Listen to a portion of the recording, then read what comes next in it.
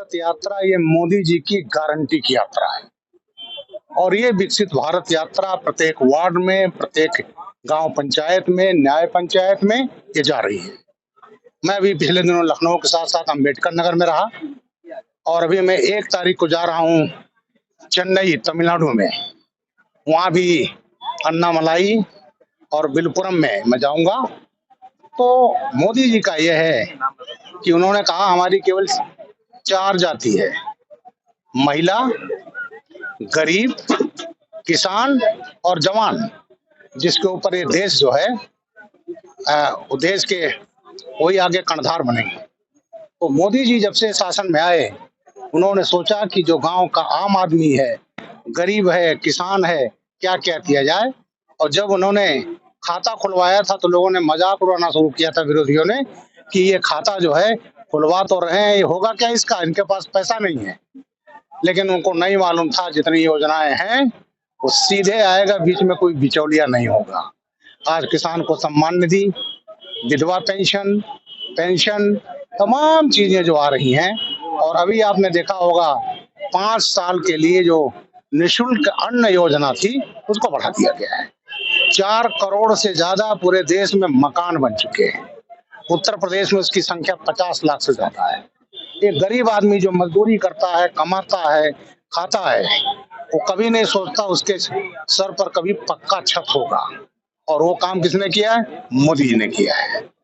इसके अलावा नल से जल, यहाँ तो चलिए यहाँ जल है, लेकिन आप राजस्थान में जाइए, मध्य प्रदेश में जाइए, किलोमीटर जाती थी पानी भरने, आज नल से जल मिल रहा है, खाते में पैसा आ रहा है, पेंशन मिल रहा है, अनाज मिल रहा है, शिक्षा का प्रबंध है। तो ये जितनी भी योजनाएं मोदी जी लाए वो देश के गरीबों को सेंट्रिक है, उसके पृष्ठभूमि में गरीब है। मोदी जी ने अभी एक चीज और कहा था, क्योंकि मैं उससे जुड़ा हुआ हूँ। अभी आपने देखा होगा नया कानून बना है, उसमें जो आईपीसी था उसका नाम हो गया भारतीय न्याय संहिता, सीआरपीसी का नाम हो गया भारतीय नागरिक सुरक्षा अधिनियम, और जो एविडेंस एक्ट था उसका नाम हो गया भारतीय साक्ष्य अधिनियम।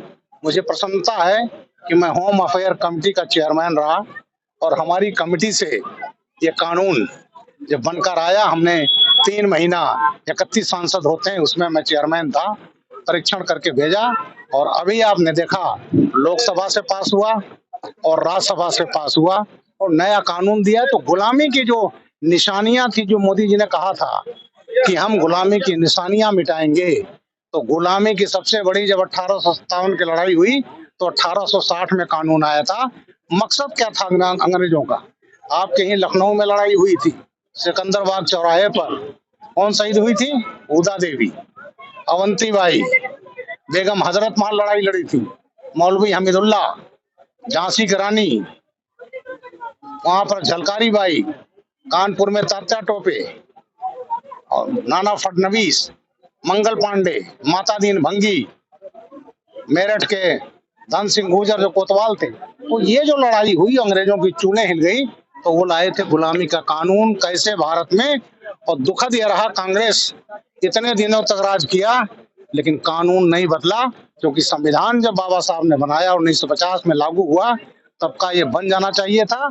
और मोदी जी की ये क्षमता थी, आर्टिकल 370 खत्म किया कश्मीर में, और आज नया कानून पारित हो गया है। और पारित होने के बाद अभी राष्ट्रपति जी का हस्ताक्षर होगा और नया कानून मिलेगा, तो गुलामी की जो सबसे बड़ी निशानी, उसका नामो निशान मिट गया है। तो ये बदलता भारत है, विकसित भारत है, 5वीं अर्थव्यवस्था है। आपके द्वारा दिया गया उज्ज्वला योजना के बारे में ऐसा इसको देख करके मुझे याद आ रहा है अपनी माँ की, अपनी भाभी की। मेरी भाभी कंडा पाती थी, गुहारा बनता था, घर में कंडौरा था, मैं भी अपना सर पर लाद कर लाता था, उसमें रखता था, और जो खाना बनाती थी कितना धुआं वो ग्रहण करती थी, बीमार हो जाती थी। और आज इन महिलाओं के चेहरे खिल गए हैं, इनको गैस मिला है, अब इनको 2 सिलेंडर तो मुफ्त में मिल रहा है। और आज ये उस धुएं से मुक्त हुई हैं, क्योंकि घर में जो चिंता सबसे बड़ी होती है महिला की होती है, खाना बनाने, कैसे खाना बनेगा कैसे। अब आज जल्दी से खाना बना सकती हैं और सबसे बड़ी उनकी स्वास्थ्य की रक्षा हुई है ये जो सिलेंडर दिया गया है। इसलिए ये आज उनके चेहरे खिले हुए हैं और उन चेहरों में मुझे अपनी माँ का चेहरा याद आ रहा है, मुझे अपने भाभी का चेहरा आ रहा है।